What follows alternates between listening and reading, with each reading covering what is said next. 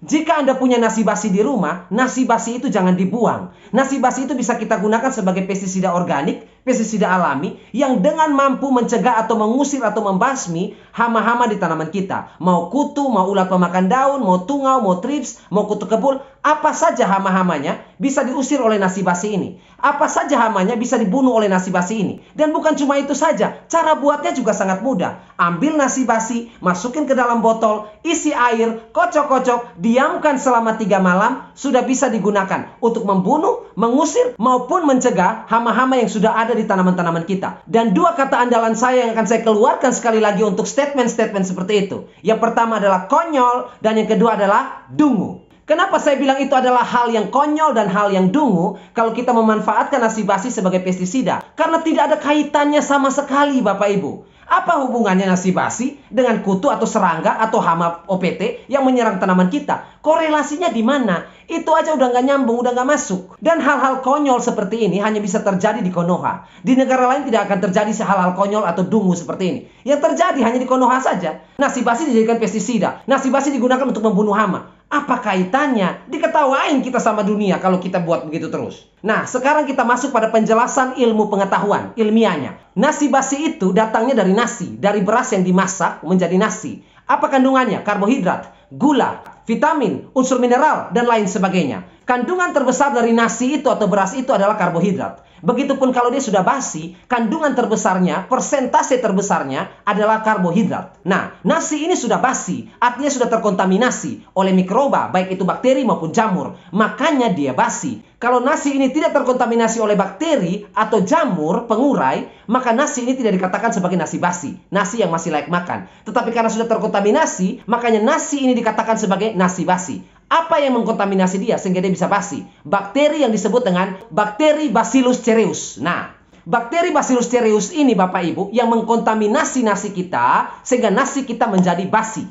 Ciri-ciri nasi yang sudah terkontaminasi oleh bakteri Bacillus cereus ini, ciri-cirinya adalah lengket. Ciri-cirinya adalah mengeluarkan aroma-aroma pembusukan, aroma-aroma basi. Itulah ciri-ciri yang disebabkan oleh bakteri Bacillus cereus ini. Bakteri Bacillus cereus ini Bapak Ibu, sifatnya adalah dekomposer. Sifatnya adalah pengurai. Sifatnya adalah pencerna bahan organik. Jadi kalau dia datang ke nasi kita untuk membuat busuk, untuk mengurai nasi kita sehingga dia bisa basi, terurai menjadi tanah. Itu fungsi dari bakteri Bacillus cereus ini, karena dia dekomposer.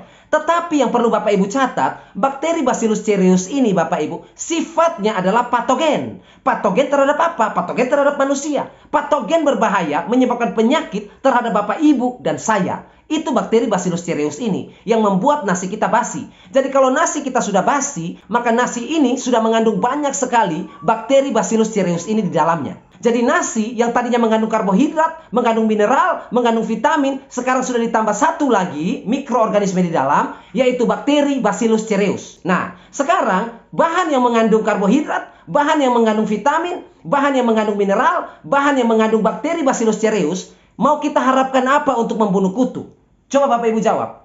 Kandungan nasi basi itu cuma 4 poin ini saja. Tidak ada lagi yang lain, cuma 4 poin ini saja. Kalaupun ada nanti terkontaminasi lagi oleh jamur-jamur pengurai, sifatnya dekomposer. Oke, kita tambah poin kelima, jamur pengurai. Jadi sekarang ada karbohidrat, ada vitamin, ada mineral, ada bakteri Bacillus cereus, ada jamur pengurai. Ada 5. Sekarang kita suruh mereka ini untuk lawan kutu. Coba sekarang Bapak Ibu suruh.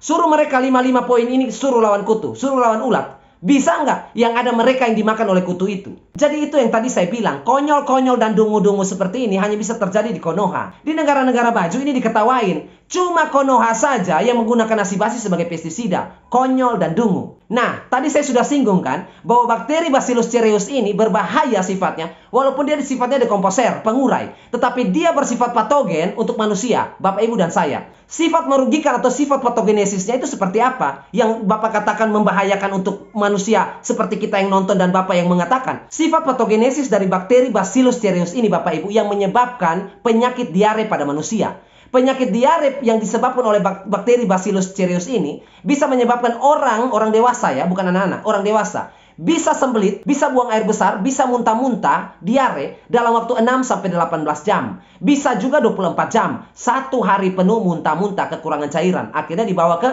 rumah sakit, dibawa ke IGD. Karena apa? Karena hal sepele ini, nasi basi. Jadi setiap makanan yang kita konsumsi, tumbuhan yang kita bisa konsumsi seperti sayur-sayuran, buah-buahan yang bisa kita konsumsi sebagai buah-buahan, maupun daging yang kita masak, kita goreng, kita bakar, kita rebus untuk kita makan, daging, sayur maupun apa saja itu yang manusia makan, kalau sudah terkontaminasi oleh bakteri Bacillus cereus ini, maka siap-siap yang makan daging atau buah atau sayur itu siap-siap kena diare. Karena itu sifatnya patogen. Dia bersifat dekomposer untuk bahan organik mati seperti nasi, rumput, daun, dan lain sebagainya. Tetapi dia akan bersifat patogenesis ketika kita mengkonsumsinya, manusia. Sifatnya itu antagonis terhadap manusia, tetapi sifatnya pengurai terhadap bahan organik, bangkai hewan, sayur, rumput, dan lain sebagainya, kotoran hewan, dan lain sebagainya.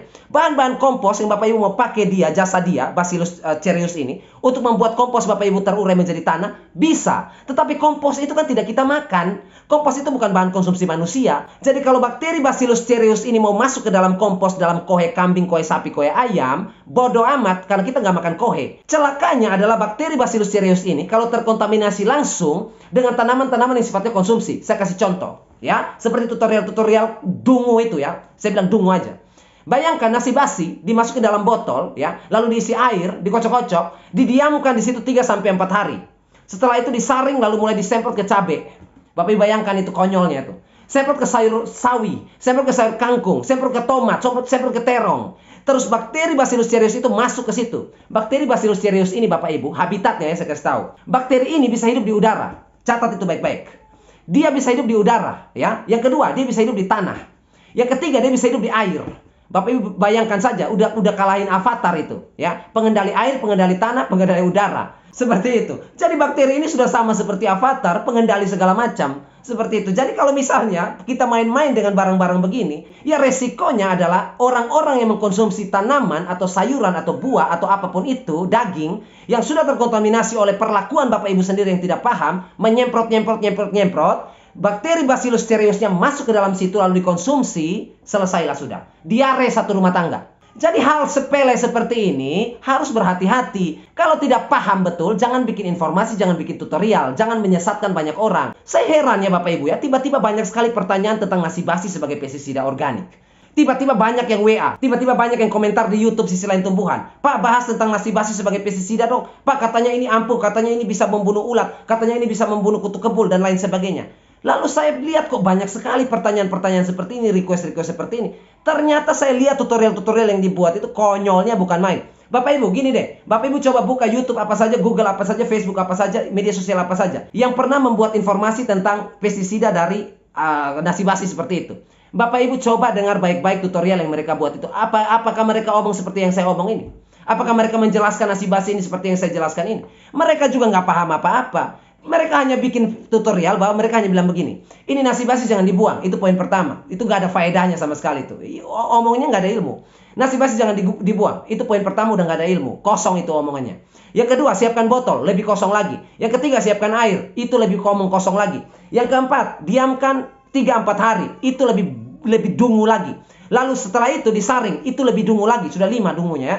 Yang keenam, dimasukkan ke dalam sprayer lalu disemprot ke cabai. 6 lah komplit dungunya. Cuma itu, lalu video selesai. Lalu Bapak Ibu coba, terapkan, praktekkan. Nah, dari 6 poin yang mereka sampaikan di video-video itu, dungu bukan main. 6 poin itu nggak ada ilmunya sama sekali. Apakah dia tahu di dalam situ kandungannya apa? Apakah dia tahu mikroorganisme pembuat basi di situ apa? Apakah dia tahu dampak negatif yang akan kita rasakan kalau kita aplikasikan hal seperti itu? Dia nggak tahu lagi. Yang dia tahu bikin konten, bikin video YouTube agar upload aja hari ini. Yang penting ada konten. Mau orang paham nggak paham, mau orang sesat nggak sesat, mau orang ikut nggak ikut, bodoh amat. Karena sifatnya bukan edukasi. Sifatnya bukan untuk memberikan informasi. Sifatnya itu hanya bikin konten saja, cari viral, cari tenar, cari duit, cari subscriber. Cuma itu saja kerja mereka. Makanya bisa Bapak Ibu lihat channel-channel itu. Perkembangannya begitu-begitu aja. Ngemis-ngemis subscriber pun sama aja. Channelnya gitu-gitu aja. Karena apa? Fokusnya di konten. Fokusnya di subscriber. Ngemis sana-sini. Bukan fokus pada edukasi dan informasi.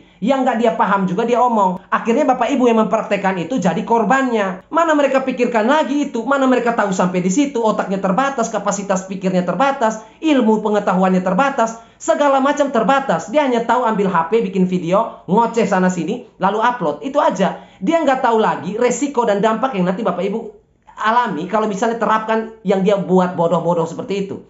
semprot ke tanaman Bapak Ibu, sayur, kemudian terkontaminasi lah oleh bakteri Bacillus cereus itu. Bapak Ibu panen, tumis, makan sekeluarga, diare satu keluarga. Yang rugi siapa? Yang rugi Bapak Ibu sendiri. Yang kasih informasi, oh dia udah tidur senang, udah tidur nyenyak malam ini, mimpi indah, besok nipu apa lagi? Ya pikirnya itu aja. Jadi mulai sekarang Bapak Ibu, kalau dapat informasi tutorial-tutorial seperti itu, cerna baik-baik. Masuk akal nggak? Hubungannya dengan ilmu pengetahuan ada nggak? Bapak Ibu bisa bayangkan ya secara nalar saja ya. Nasi kita gunakan sebagai pestisida. Itu udah nggak masuk akal lagi. Nah coba kalau misalnya nasi basi ini sebagai pestisida, hamanya nggak mati, oke-oke saja. Nggak apa-apa, kita bisa cari alternatif lain.